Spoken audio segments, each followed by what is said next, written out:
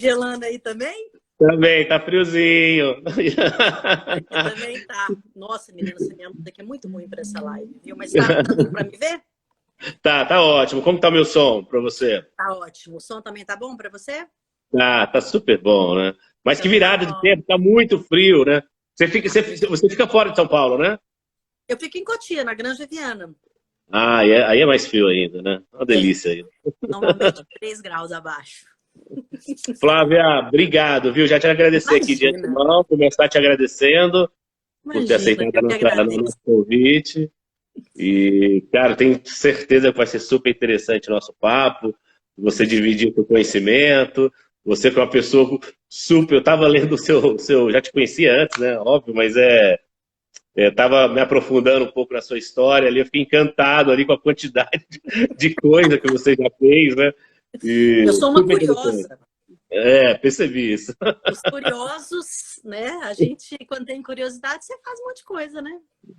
Muito legal a sua história, muito legal mesmo. E como tá? Obrigada. Me conta como tá o seu dia a dia agora, nesse momento, antes da gente iniciar o nosso bate-papo aí, como que você está superando essa fase, ou vivenciando essa fase? Como é que Olha, você, eu o vou te que que você anda falar que fazendo? essa era uma conversa para os íntimos, mas agora eu abri para o planeta já. Eu falo que a única coisa que eu precisava na vida, e eu não sabia, era de uma pandemia mundial para resolver minha vida, cara. E olha, se eu te dizer o quanto eu reorganizei coisas que eu não consegui organizar. Porque, assim, são muitos compromissos, mestrado. Eu faço 2 mestrados ao mesmo tempo. Então, eu Caramba, estudo muito fora o trabalho, né? sei. E atendimentos individuais, a agenda fica muito apertada. São Paulo, você anda de carro para lá e para cá. Eu não tenho carro, foi uma opção de vida há alguns anos já. Então, eu Uhum, saio aqui de Cotia da Granja Viana para ir para São Paulo quando eu tenho que ir, né? Eu já organizo, eu sou extremamente organizada. Mas eu ganhei 4 horas no dia, cara, é, com isso. E fora isso, como né, todos os meus contratos foram cancelados até agosto, então esse sofrimento que um monte de gente passa, eu também passo, mas uhum, é a questão de como você vai olhar isso, né? Para mim, aconteceu isso, o que eu vou fazer com isso? 2 e já, né? E aí eu consegui botar muita coisa em ordem. Terminei um livro, estou publicando um livro a semana que vem, outro. Terminei um para publicar no ano que vem, em julho do ano que uhum. vem. Um vai ser publicado agora, pela editora Matrix, que é minha editora, já publiquei 11 livros lá. Terminei uma plataforma de hard skills, de woman skills, né, que é o oposto do hard skills, que vai falar disso que a gente vai falar aqui hoje. Cara, eu produzi muito, muito, mas muito. E assim, tranquila, porque eu não tinha compromisso, não tinha que ligar para ninguém, não precisava. E deixei isso acontecer mesmo, sabe? Claro que agora já tem 60 dias que eu tô aqui. Uhum. Então agora eu falei, gente, ó, eu tenho que fazer uma vendinha. Uma vendinha eu tenho que fazer. Eu vou... E eu como só o que tem dentro da minha casa. Então só como o que tem na minha horta. Eu tenho horta e tenho frutas, eu sou vegana, então é fácil. Uhum. Aí eu falei, agora eu acho que vou começar a vender meus abacates. Vou vender o abacate, vou vender o alface. Vou fazer uma banquinha na garagem. Você sabe que você está falando de tempo, né? Eu acho que eu estava comentando até na última live também sobre esse mesmo assunto. Eu acabei de ler o livro ali, que fazia tempo que estava para ler, mas agora a gente tem mais tempo, né? Então acabei É, tô demorando um monte de livro aí. Mas o Domênico lá de Masi, do Ócio tem. Criativo, que ele Nossa, muito projetou. bom, né? Década de 80 total, né? Mas é muito Né, bom. não, acho que ele escreveu esse livro há 20 anos já. Né? E ele falando Década de que 80. essa sociedade. A gente tá em 2020 já, Flávia. 20 anos, foi em 2000. Foi 2000, é verdade. No ano 2000. E ele estava discutindo exatamente essa questão, que essa sociedade pós-industrial aí, a gente teria mais tempo para poder praticar esse ócio criativo, que é misturar trabalho com lazer, com aprendizado, né? E é isso que está acontecendo, acho que com todo mundo agora, né? Não sei, não estou falando que todo mundo esteja praticando isso, né? Mas todo mundo está tendo mais tempo, até por causa desses deslocamentos, né? Que a gente, quem mora em São Paulo é Quem mora em São impressionante, né? Paulo, a gente ganhou 4 horas. Exato, é impressionante, é Mas tem uma impressionante. coisa, né, que a gente tem que sacar também, que assim, Uhum. não é todo mundo que está levando isso numa boa. Né? Esse é o Assim, problema. não é, Não é todo mundo que está conseguindo olhar o que pode ser feito com isso. Eu não estou dizendo que é fácil olhar isso numa boa e nem que deve ser feito isso dessa forma. Cada um tem uma personalidade. Eu tenho uma personalidade atípica.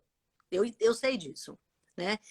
Mas olhar batendo de frente todo o tempo também traz muito, mas muito sofrimento. Né? Então tem que aprender a viver no caos. Né? O caos, ele na verdade, ele é uma coisa extraordinária. Porque na hora que ele zoneia tudo, né, que fica tudo balançado ali dentro, você tem a oportunidade de pensar algo que você não tinha pensado ainda. Se você pensar direitinho algo que o caos colocou para cima, você muda a sua vida totalmente. Entende? Então, saber viver no caos é um aprendizado, assim, para o resto da vida, sabe? Tem muita gente que fala, mas não é fácil. Não, o que é fácil? Nem cozinhar é fácil, gente. Não tem nada fácil, não, é? É só como você vai olhar o momento. O caos, ele nunca vai ser fácil, nem depois que você aprender, ele vai ser fácil. Né? E como aprender isso, viver no caos, Flávia? Olha, é você olhar para o movimento e não olhar para a bagunça. Né? Porque assim, se você olhar para o caos como uma bagunça, fala, não estou entendendo nada, você não sabe por onde começar. Se você olhar para o caos como um movimento, como a gente olha a onda do mar, por exemplo, ela é caótica, ela não é organizada. A onda ela não vem retinha, desce, todas iguais. Ali naquele mundurum de coisa que vem, você não sabe nem que vem. Você não sabe o que vem. Né? E para você surfar, você tem que só prestar atenção, que é a hora que você vai subir e a hora que você vai descer. É respirar. É respirar. Eu acho que o aprendizado do caos é esse. Você tem que saber a hora que você vai subir e a hora que você vai descer. E quando você descer, você tem que saber descer. E uma das coisas que faz a gente aprender a boiar, a mergulhar e a descer a onda é você saber respirar. As pessoas não estão respirando. Você conversa, é a coisa mais engraçada do mundo. A pessoa começa, meu Deus, calma, calma, calma. Me conta uma coisa de cada vez. Vai, devagar. Respira. Respira. E é isso, respira. Sabe? Isso mesmo. Não é? Outro meu sócio falou isso. Túlio, você está falando muito, cara. Você não era de falar desse jeito. O que está acontecendo? Então, entendeu? Respira, Túlio. Respira. Então, acho que isso de respirar é um aprendizado. Esse eu acho que é o principal aprendizado que a gente possa até ensinar todo mundo a respirar depois aqui. Se as pessoas entenderem o que significa isso, você consegue respirar. A pergunta-chave, né, desse bate-papo nosso, que foi uma conversa deliciosa que eu tive com a Grazi, foi: a gente muda ou não muda depois do coronavírus? Ou a gente muda ou não muda depois do caos? Né? Porque é a forma que você olha isso. Né? Uma das coisas que ajuda a gente a ter o olhar da mudança é entender como que a gente funciona. Então, se a gente for pelo básico, você tem que aprender a mergulhar, a boiar e a deslizar. Na hora que você desliza, quando você chega na areia, você tem que ficar em pé. Se você ficar deitado, você, de novo, toma água. Então, aí você já tem que saber uma coisa básica: respirar. Então, se a gente for do básico, você aprende a respirar primeiro. Aí depois você entende como funciona o seu corpo por causa disso. Quando a gente respira direitinho, a gente diminui o nível de cortisol. O cortisol, eu não sei se as pessoas, de uma forma geral, sabem, o cortisol, ele é o nosso hormônio do estresse. Há muitos anos, a adrenalina era considerada o vilão da nossa saúde. Né? Depois foi descoberto que a adrenalina não é vilão, né? Que vilão mesmo era o cortisol. Sim. Só tem uma maneira de você diminuir o cortisol: respirando. E respirando do jeito certo, calmamente, adequadamente. Por isso que mindfulness, todas as meditações entraram na moda agora. Muito fortemente. Entendi. Porque você não tem remédio para isso. Não adianta você ficar tomando Rivotril. Não rola, não adianta. Eu não estou dizendo que os remédios não são necessários, né? Tenho aí um pai psiquiatra, a gente trabalha numa clínica, tem uma clínica de atendimento, não é isso. Os casos crônicos, tem um monte de gente que precisa de medicação e é uma questão química. Sim. Agora, você tem um químico natural que você pode produzir para o momento de caos, para você diminuir um pouco a ansiedade. Senão, você também fica dependente de sempre terceiros. Olha o que a gente está vendo agora, com todo mundo dentro das suas casas. Se você não se conhece, se você não consegue se autocuidar, você não tem como chamar ninguém para fazer isso. Do mais simples, arrumar a sua casa. Eu não acredito nas coisas que eu escuto as pessoas dizendo. Que elas não... Nunca pensei que eu precisasse fazer isso. Como assim, minha filha? Ou meu filho? Você nunca pensou que precisava arrumar casa? Como assim? Vai morar na Europa e nos Estados Unidos que você vai entender que é assim. Exatamente, exatamente. Né? E coisas simples, assim, por exemplo,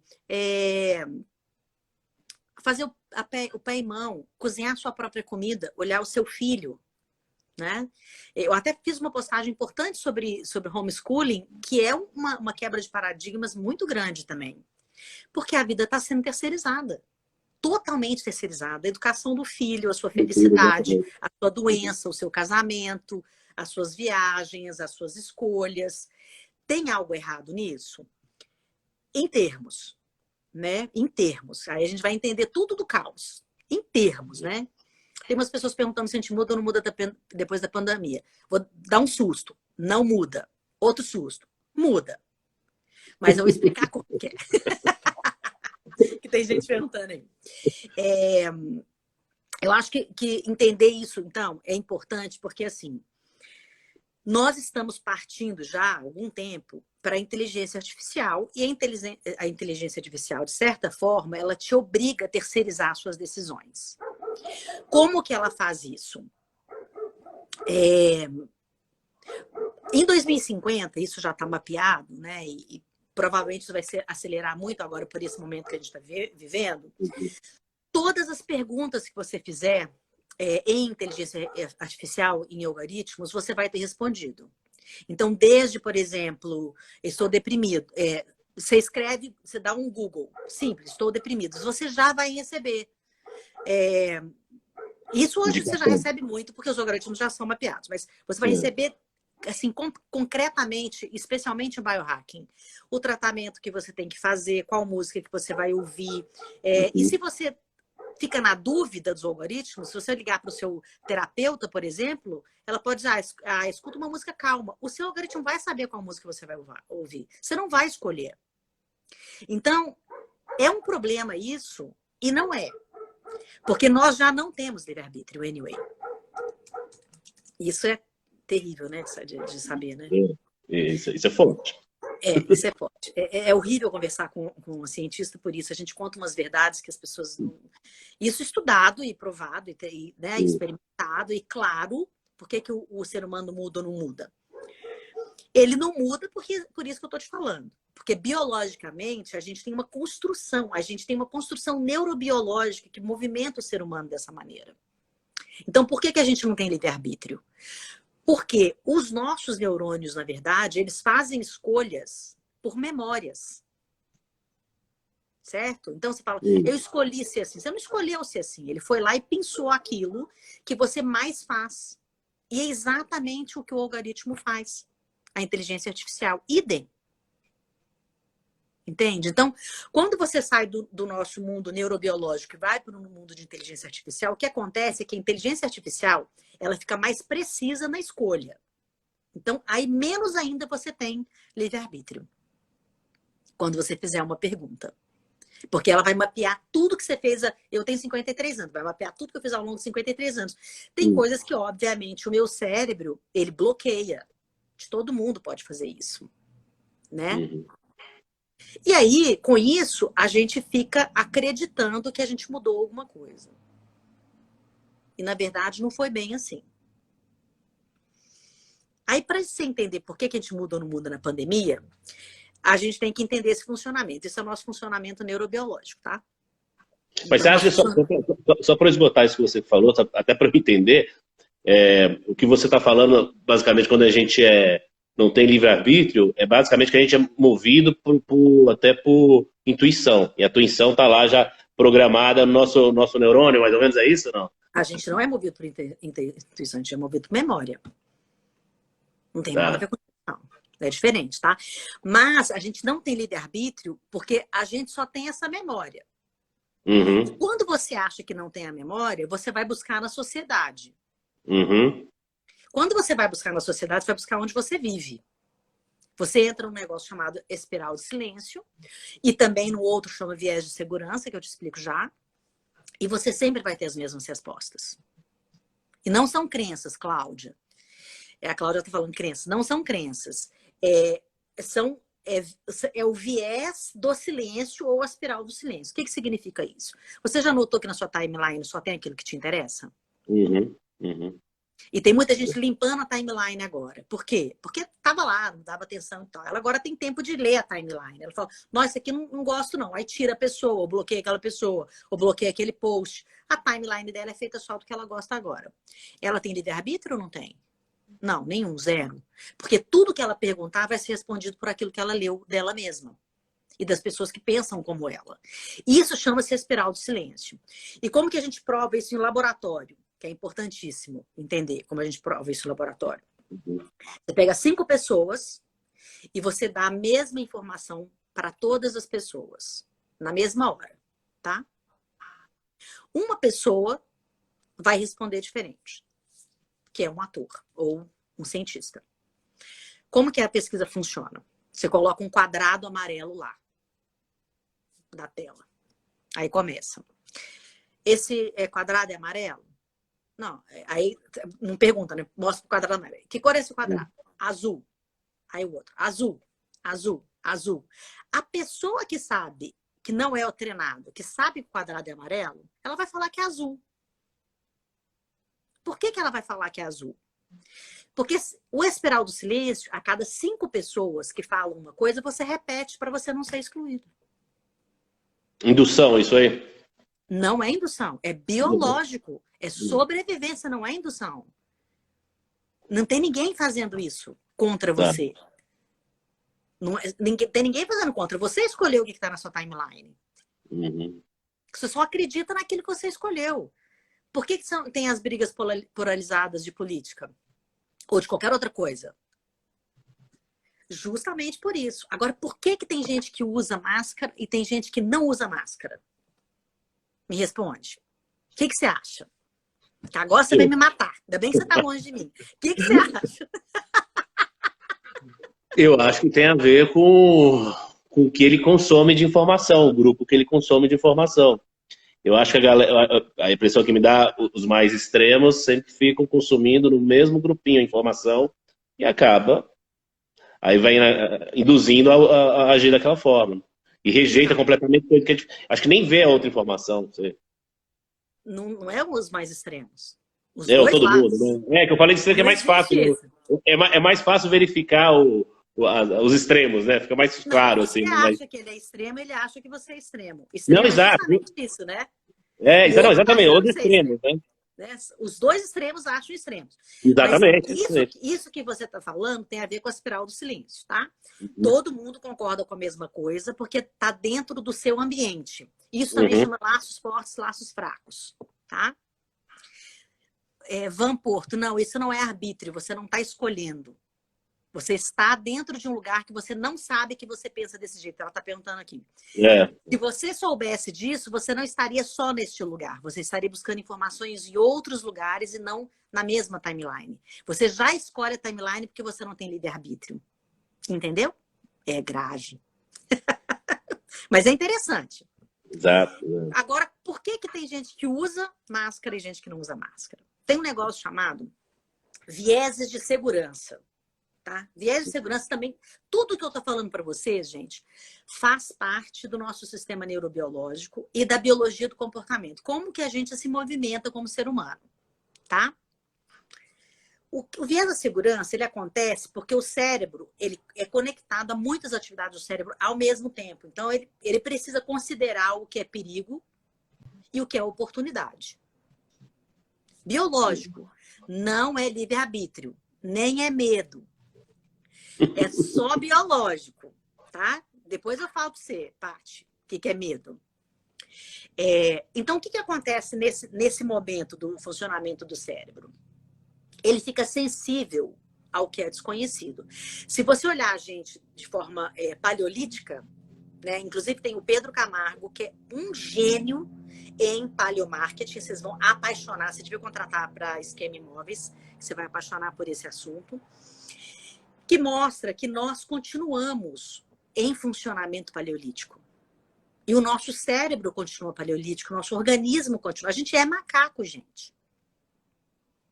Com um embelezamento. Mas a maior parte do nosso funcionamento é desta forma. Então, o viés da segurança faz com que o seu organismo, para se sentir seguro, tem que estar num lugar conhecido. Qual é o lugar conhecido? Eu sempre vivi sem máscara. Eu não vou para máscara. Não é estranho? Mas o ser humano é ilógico. Então, a decisão não é o cara não usa máscara por causa do político X ou Y. Nós é que interpretamos só o que nós sabemos ou conhecemos nas timelines. Tem algum cientista falando isso? Não. Provavelmente, na hora que estiver na sua timeline, as pessoas vão começar a ficar curiosas e pode ser que algumas pessoas comecem a entender por que a gente funciona biologicamente.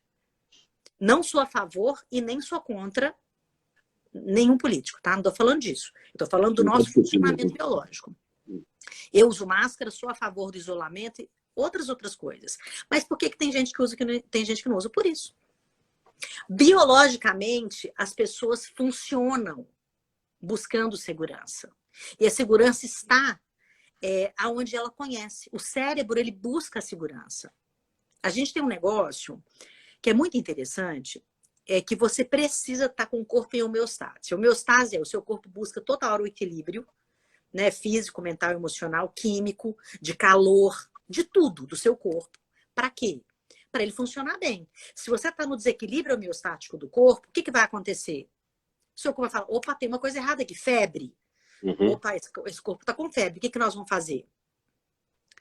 Vamos baixar a febre. Então, a gente tem termômetro, a gente tem um negócio chamado relógio biológico, a coronobiologia é uma ciência só disso, só mostra como nosso relógio biológico funciona, só que o tempo inteiro você corre para onde você está acostumado. Entende? Também tem a ver com o sistema parasimpático, Josanias, mas não no caso da decisão, tá? Não no caso da decisão. Então, quando a pessoa está, por exemplo, nessa briga de eu não vou usar, eu não acredito nisso, ela está buscando, de uma certa forma, fazer com que o corpo dela entre em homeostase para ela se sentir bem-estar de como ela era. Claro que isso tem um impacto. E o impacto que vai causar depois ela usar a máscara, que ela está descarregando, a partir dessas glândulas suprarrenais, uma descarga gigante de adrenalina, de cortisol, e que causa medo. Então, ela está sempre nessa briga biológica interna, ao invés de parar e respirar. Se parar e respirar, vai usar máscara. Mas a questão do livre-arbítrio, você... qual que seria a saída para a gente voltar a ter livre-arbítrio? Você acha que não tem como a gente... Não existe. Não existe. Nem se tentar buscar informações diferentes, arte... cultura, tentar expandir a mente para poder sair daquela mente. Tudo é essencial. Essencial. Você falou, nossa, eu fiquei super encantado com a sua vida, como você é curiosa. Eu sou curiosa desde que eu descobri que eu não tinha livre-arbítrio. Certo? Mas por quê? Se eu vou estudar um monte de coisa, é óbvio que é mais difícil ser manipulada. Qualquer informação. Então, eu não vou te dizer que eu tenho livre-arbítrio porque eu estou no mesmo planeta que você. Então, eu não sou diferente de você. Eu também tenho núcleo familiar, eu também tenho núcleo social. Eu não moro afastada do planeta, eu não moro numa gruta no Nepal, infelizmente. que eu adoraria morar numa gruta no Nepal. Não sei se ia durar muito tempo, mas eu ia gostar de ficar lá na gruta no Nepal. Né? Eu sou muito habituada a fazer retiro. Já estou há 60 dias aqui, eu moro sozinha, só tenho um cachorro. Entendeu? E fico de boas, assim, não atendo telefone, fico de boas, entende? Então, entender... A diferença sua é que você tem ciência disso. Eu faço função. Falar isso, né? Eu Só faço sei que nada função. sei, e a diferença é que eu sei disso, né? Que eu não sei de nada. Né? Agora, essa coisa, eu sei que incomoda muito quando as pessoas escutam a questão do livre-arbítrio, sabe? Porque também leva o livre-arbítrio por uma questão religiosa também, de crença e etc. Né? Então, várias pessoas perguntaram aqui, isso é crença? Nada tem a ver com crença. Tudo que tem a ver com escolhas hoje tem a ver com estímulos. Então, o nosso corpo biológico, ele já faz os estímulos neurológicos que ele precisa, através de memória e outras coisas. E se você pensar, né, que a nossa memória é falha, como é que você vai lembrar das coisas, então, se a nossa memória é falha? Ela é falha, porque você pode, inclusive, criar memórias falsas. Aí, mais ainda você não tem livre-arbítrio.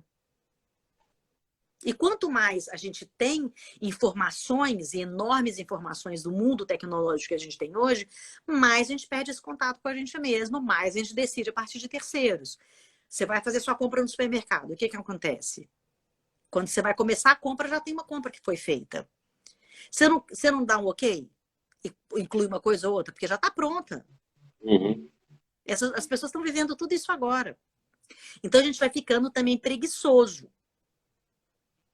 Eu não tenho televisão em casa há anos. Eu fui de televisão 30 anos. Nunca tive televisão em casa. Eu ia para a TV, trabalhava na TV, voltava para casa sem televisão. Eu moro numa chácara, só escuto música, leio.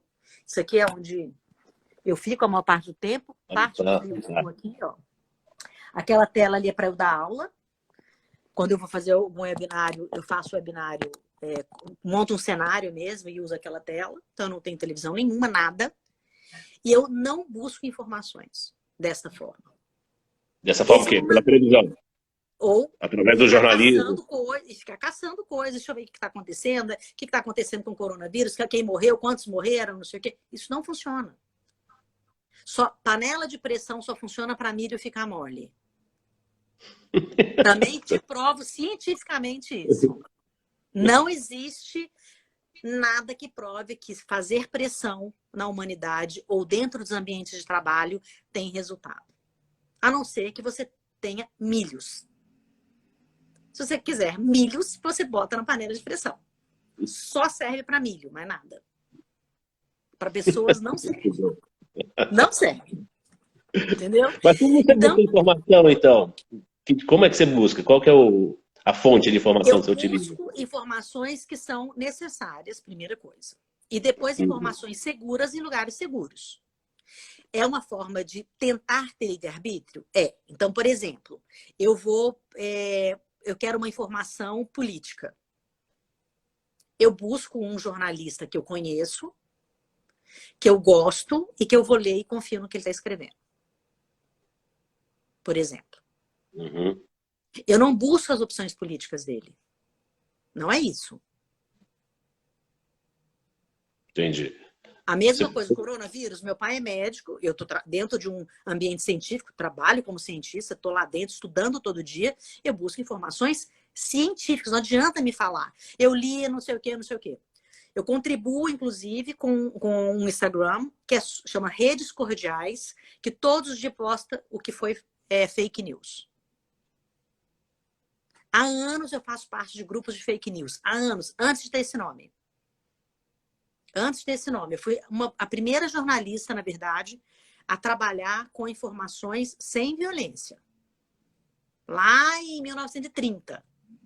Eu tenho 53 anos. Foi em 1980 isso. Entendeu? Então, assim, eu procuro deixar muito claro aquilo que eu estou buscando. Eu não fico brincando de buscar informação, porque não precisa. A informação que é pura e correta é uma.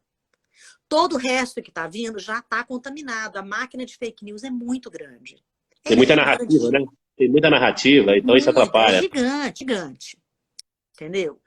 Então, eu procuro fazer isso. Leio muito. Leio muito. E informações com gente precisa. É isso. Né? E você não precisa... Me explica por que você precisa ficar o dia inteiro no scrolling buscando informações sobre coronavírus. Eu quero entender para que a pessoa faz isso. Se ela não é cientista, se ela não é médica, se ela não está no hospital trabalhando, fique em casa e produza. Exatamente. O resto que você vai fazer é distribuir fake news. É isso que você vai fazer. Porque você não sabe distinguir uma coisa da outra. Hoje a fake news é muito bem feita. Né, tem até de áudio, vídeo e tudo. Exato. O que você vai fazer é ficar distribuindo fake news. Fora o estresse, né? Fora a ansiedade. Aí a gente já está de novo no neurobiológico. Você está acabando com a sua vida no seu neurobiológico. E não está produzindo nada. Exato.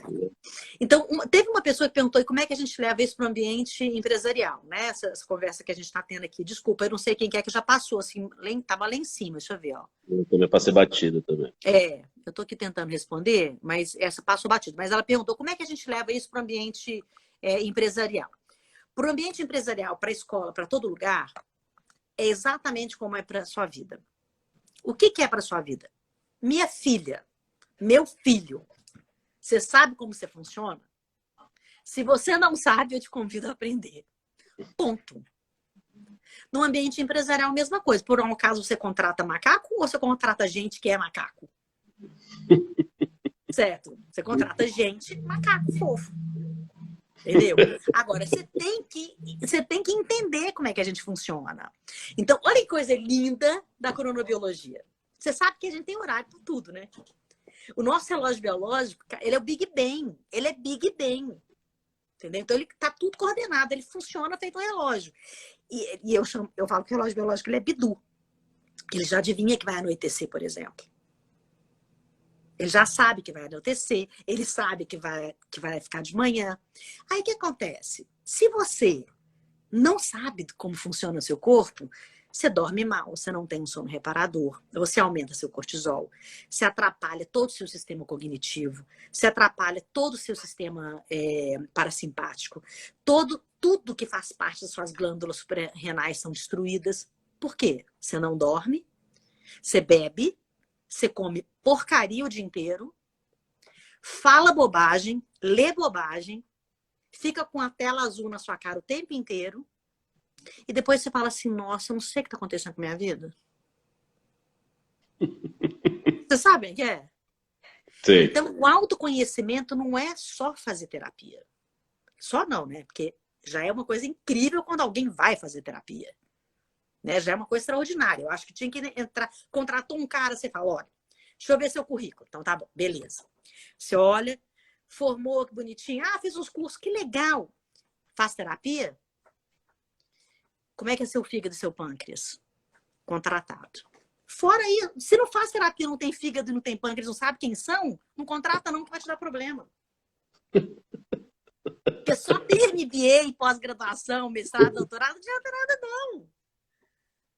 Adianta em hard skills, adianta tecnicamente. Mas me explica só porque o cara tem MBA, se ele vai saber se dá bem com as pessoas que trabalham com ele, se ele tem interação, se ele tem empatia. De jeito nenhum, se ele né? sabe a hora que ele vai explodir. Gente, o seu relógio biológico te fala a hora que você vai ficar nervoso. É só você se conhecer que você vai evitar. Entende? Você vai evitar. Então, como que leva esse conhecimento todo de uma cientista de comportamento, que é o meu caso, por exemplo, que é a biologia do comportamento, é a cronobiologia, como que você leva o próprio paleomarketing, que está dentro desse conhecimento também. Como é que você leva isso para uma empresa? Eu quero saber como os meus funcionários são. Como eles funcionam. Tem gente que não funciona de manhã e o cara tem que chegar às 8 horas da manhã. Ele funciona de madrugada, ele trabalha pra caramba de madrugada. Mas de manhã ele não funciona. Então... A gente não se adequou ainda à mudança, né?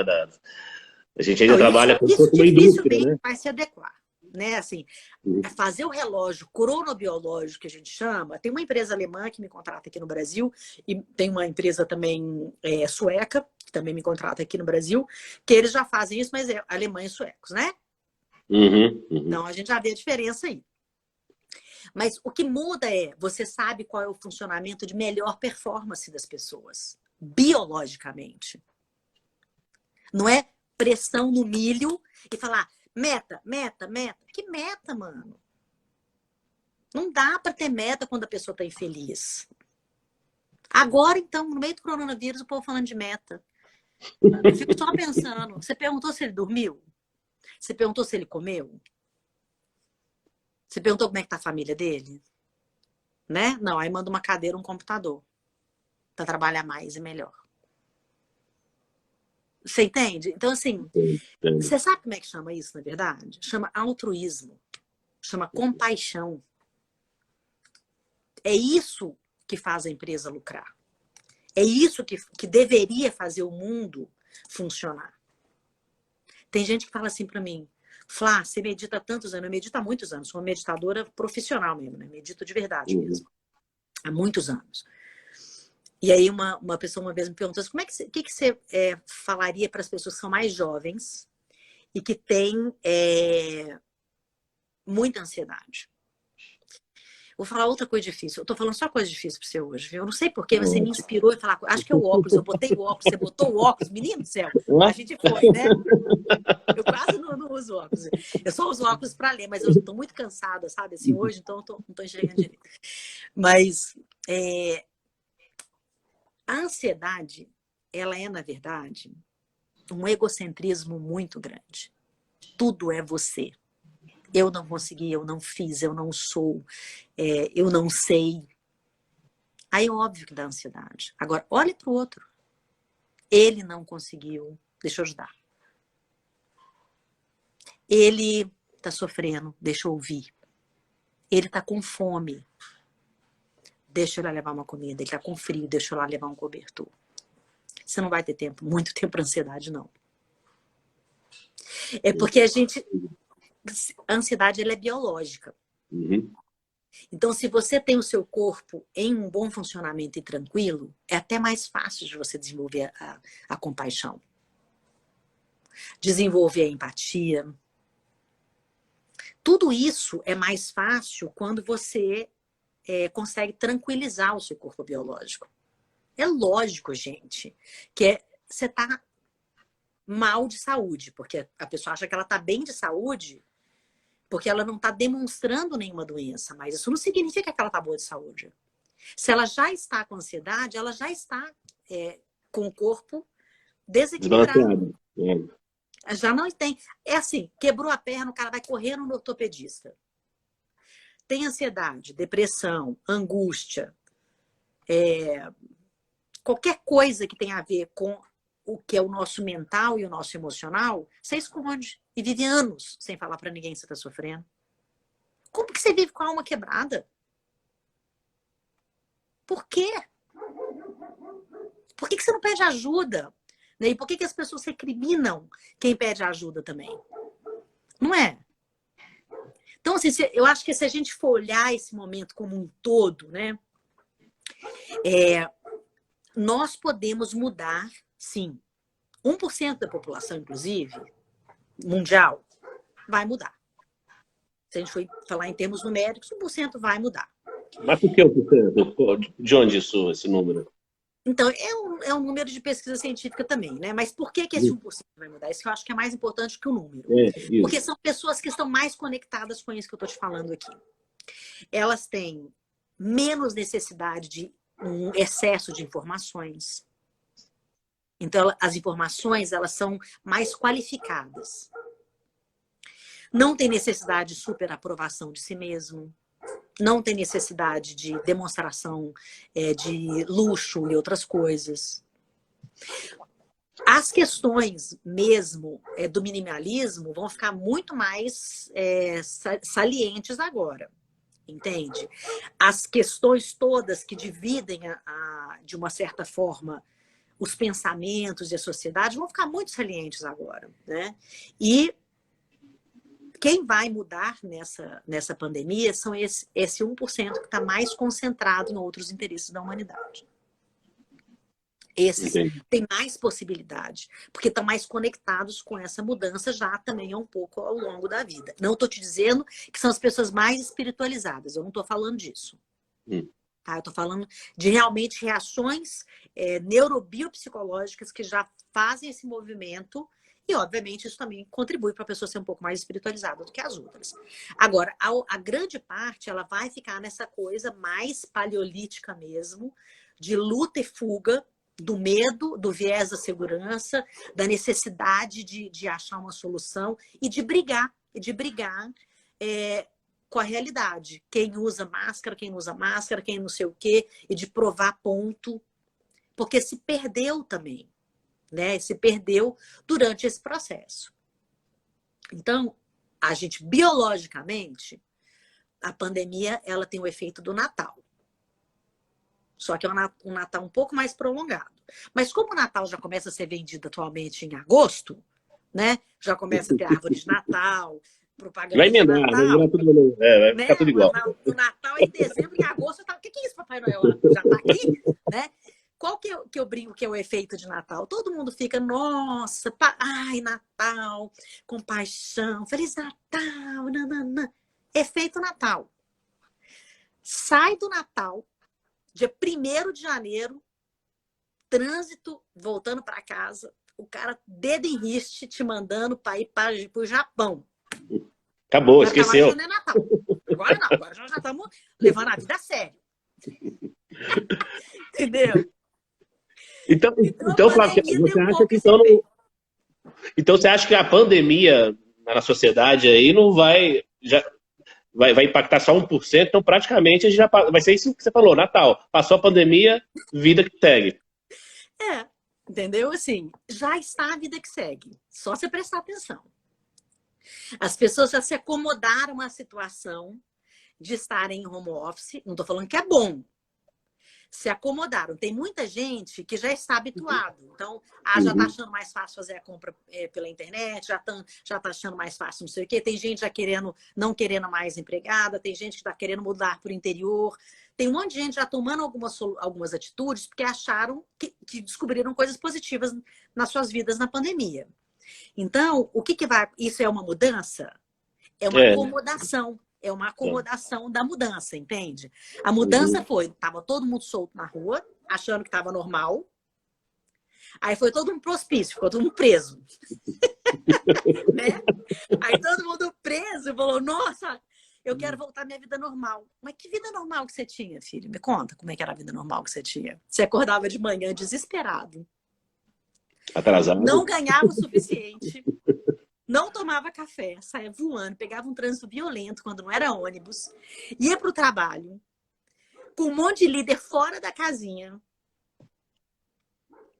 voltava tarde, não dava tempo de estudar o que você queria, ou então você ia fazer faculdade, chegava em casa, mal via sua mulher, mal via seu filho. Aí falava, nossa, minha vida era tão normal. Como que isso era normal? Isso está fazendo as pessoas repensarem um monte de coisa, não tenha dúvida. Mas não pode levar esse modelo para dentro de casa agora, que é um modelo falido também, né? Então, assim, a resposta abrangente, a gente muda ou não muda? A gente biologicamente não vai mudar. Nossa tendência é repetir isso aqui, ficar brigando com máscara, não sei o quê, é não mudar. Ninguém vai ficar mais empático, mais apaixonado, não vai.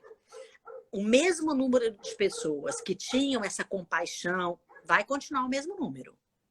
A gente sempre aumenta um pouquinho, depois aumenta esse 1% que eu estou te falando. Entende? Mas falar o mundo inteiro vai ser muito melhor depois, não sei te falar. Não tem nada que comprova que isso vai ser verdade. Agora, algum comportamento vai mudar. Agora, por outro lado, eu sou apaixonada pela humanidade. Eu acredito imensamente em algo que a gente desconhece. Nem é Deus, nem é nada disso. Existe uma força que movimenta a gente. Biologicamente, nós temos fome de pele.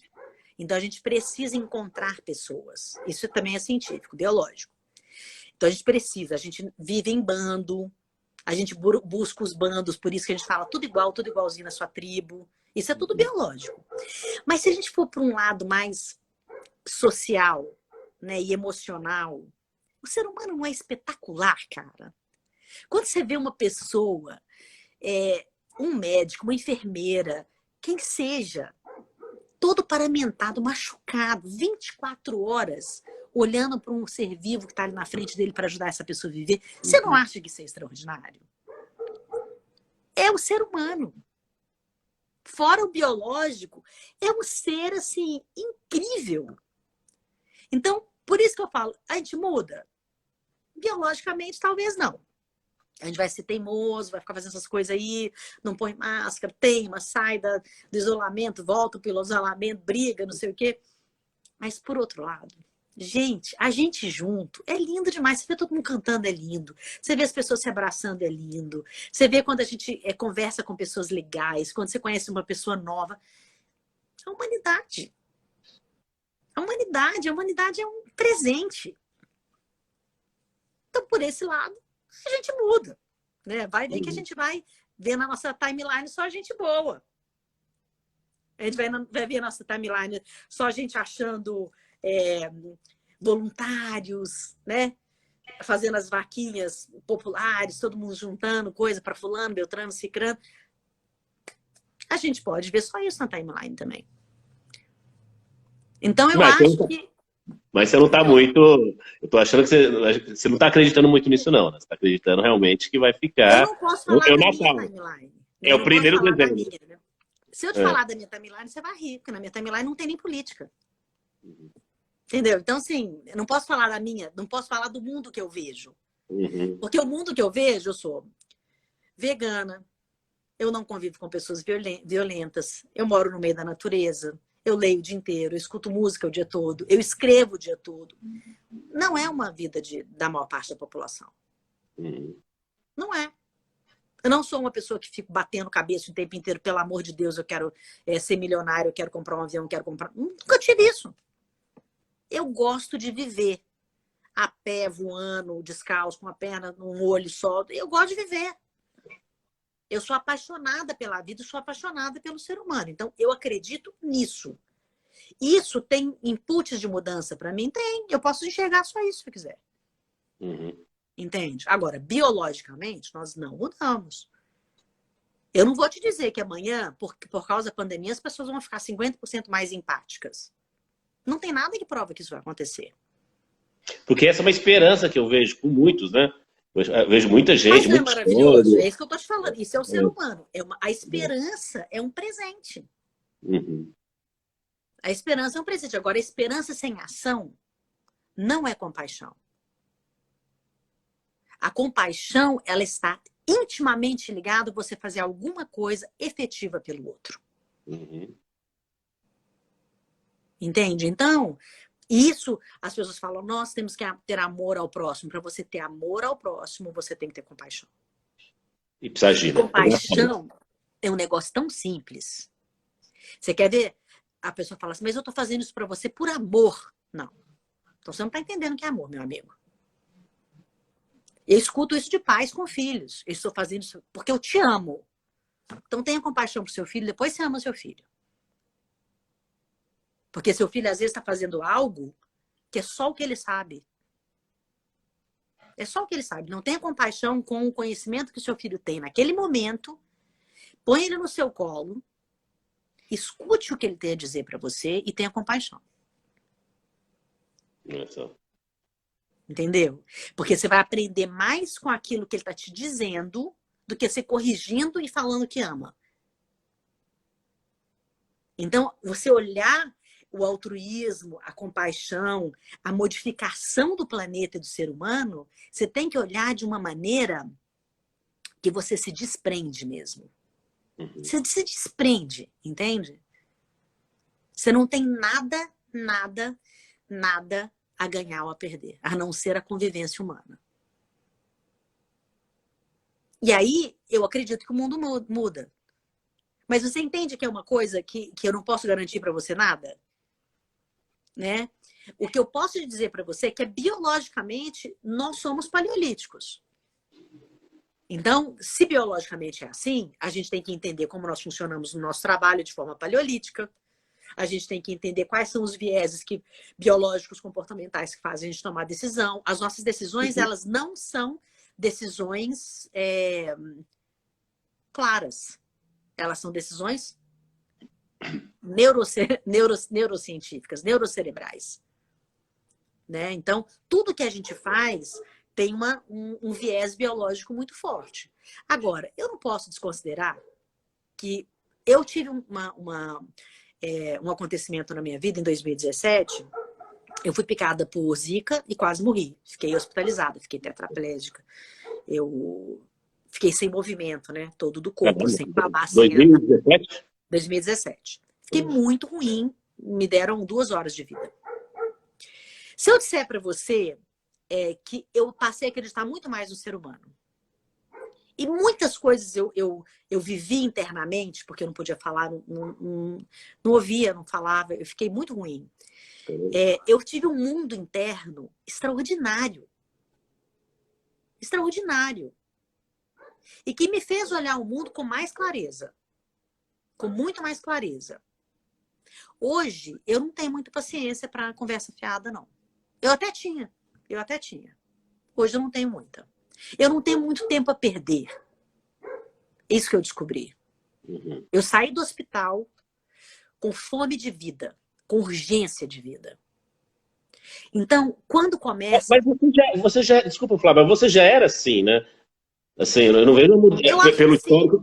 Porque você falou, a pessoa que não tem televisão em casa, né? Mas eu acho que piorou. Então, Piorou. pode ser. Sabe Mas o que eu acho que piorou? Eu vou te contar um negócio muito interessante. As sessões, eu fazia sessões individuais, faço ainda, né? Tenho pessoas que eu faço mentorias individuais, que às vezes, assim, tinha em 3 sessões, assim, tinham coisas muito interessantes que aconteciam. Eu tinha um jeito de chegar ali na pessoa. Hoje, em uma sessão, eu faço com ela o que eu fazia em 3 sessões, porque eu não quero perder tempo. Tem gente que não aguenta. Tem gente que fala, nossa, eu falo, você me procurou por quê? Porque dizem que você é direta. Eu não vou te fazer sofrer nada. Porque eu não acredito nesse tipo de sofrimento mesmo. Eu vou falar para você com doçura, mas eu vou falar para você de forma direta aquilo que ninguém tem coragem de falar para você. Porque se eu morrer amanhã, não tem outro jeito. Se eu morrer nesse instante, eu não quero morrer com arrependimento. Nenhum. Isso foi uma coisa que de fato, me deu um despertar mesmo, sabe? Sim, eu não quero morrer com arrependimento. Eu peço desculpa imediata. Eu ligo para a pessoa e falo, nossa, se eu esqueci uma coisa, eu não falo, não, sabe o que é o trânsito? Eu nunca fiz isso, mas hoje muito menos. Eu já lhe falo, gente, eu esqueci de te ligar, você me desculpa? Não tem nenhum viés político para falar nada. Falo com educação, não vou ser ofensiva nunca, não é minha característica. Mas enrolação, cara, não tem. Não acho que vale a pena. E acho que o coronavírus está dando essa oportunidade para todo mundo. Isso é uma oportunidade. Eu acho. Você vai perder. Tem que aproveitar. É uma oportunidade que todo mundo está aproveitando, né? Esse é o problema, né? Mas tudo isso que você está me perguntando, a gente muda ou não muda? Você está vendo você mesmo me responder? Você mesmo está me respondendo, sem nenhuma pesquisa científica. Não é verdade? Agora, no mundo empresarial, de novo, voltando nisso, que as pessoas que perguntaram, tudo isso que eu estou falando aqui é aplicado ao quê? As pessoas. Você não contrata o quê? Gente para trabalhar. Então, tem que mesmo olhar, tem que ver a biologia de comportamento, tem que entender as pessoas que trabalham com a gente, entende? Tem que saber lidar com o ser humano de uma forma que todo mundo ganhe. Em relacionamentos, em amizade, em entendimento de si e na sinceridade de convivência. As falsas conversas, os falsos convívios, sabe? Eu não tenho mais tempo para isso. Entende? Eu não sei, eu tô muito nova, porque eu tenho 53 anos, mas eu já não tenho tempo para esse tipo de relacionamento. Não me procure, porque você vai conviver com uma pessoa que não vai aceitar isso. Hoje uma amiga mandou um post para mim, Flá, tem um erro de português no seu post. Eu tenho uma agência que faz umas coisas para mim de publicação e tal. Eu não tinha notado. Aí eu olhei e falei, nossa, tem mesmo. Liguei para a agência e pedi para eles arrumarem para mim, sem nenhum problema também, tá errado, tudo bem, só arruma e etc. Ela falou, você tá ofendida? Eu falei, não, eu tô ajoelhando te agradecendo, porque ninguém me avisou. Ninguém me avisou. E nem a agência viu, claro, eles fizeram isso de maldade. Mas olha que lindeza um cliente seu de ter a coragem de falar que tem um erro de português no seu texto. Isso para mim é um presente. Isso é absoluta demonstração de que a pessoa gosta de mim. Ela de fato está preocupada comigo. Flávia, eu tô vendo aqui, acho que a gente tem 2 minutos antes que o Instagram... 2 minutos? Foi muito rápido, eu não vi passar. Vamos fazer parece que eu tô na introdução ainda. Estou te introduzindo até agora. Né? As minhas lives chamam Loves. Não, muito bom. Então, os 2 minutos. Vamos fazer mais, é só você combinar que a gente faz. Vamos sim. Gente, ó, dia 14 de maio, eu vou dar uma aula de 1 hora gratuita, só falando de biologia do comportamento e como que a gente descansa no caos. Se vocês estiverem afim. Então, hoje no Instagram? Eu tô divulgando no Insta também. Posso até colocar um link aí, te mando o link, você divulga para mim no seu, se você puder. Claro, faço o seu. Convidadíssimo, obviamente, né? Vou sim. Que dia que vai ser? 14 de maio, às 20 horas. Manda para mim, depois eu divulgo. Eu mando o link para você. Flávia, papo muito legal, cara. Gostei muito. Mas realmente, eu pensei que a gente estava nos primeiros 15 minutos. Eu olhei uma hora no relógio e falei, nossa senhora. Mas foi muito gostoso. Obrigado, viu, meu? Muito legal. Obrigada a você. Assim, vamos ficar no... Acredito que vai mudar? Vamos. É melhor, mesmo né? Que biologicamente a gente é mais esperançoso. Olha, o Erickson colocou o link aí, ó. O link da aula tá aí. Eu vou dar uma olhada. Se vocês quiserem, ele colocou ali. Gente, obrigada por todas as perguntas. Desculpa, eu não consegui responder todo mundo, mas a gente estava tão empolgado. Sabe onde que a gente estava? Nós dois? No boteco. Aí tinha um monte de gente ouvindo a nossa conversa do lado.